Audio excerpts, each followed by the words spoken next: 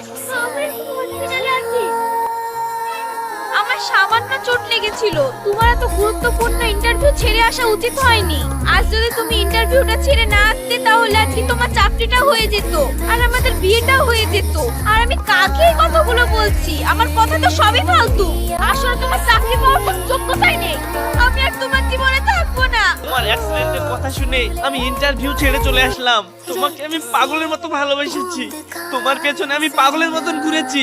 আরে চাকরি তো আসবে আর যাবে। জানো আমার চাকরিটা কেন হলো না?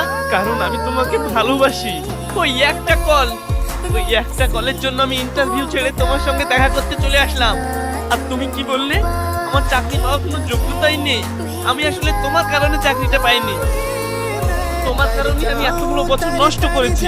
আজকে তোমার সামনে আমি সরাসরি বলতে পারবো, যদি তোমার সেদিন অ্যাক্সিডেন্ট হওয়ার কলটা না আসতো আর আমি যদি সেই কলটা না রিসিভ করতাম তাহলে হয়তো আমি চাকরিটা পেয়ে যেতাম। আমার কারণে তোমার জীবন নষ্ট হয়েছে, তাই না? তাহলে কথা দিলাম আমি তোমার জীবন আর কখনো ফিরে আসবো না।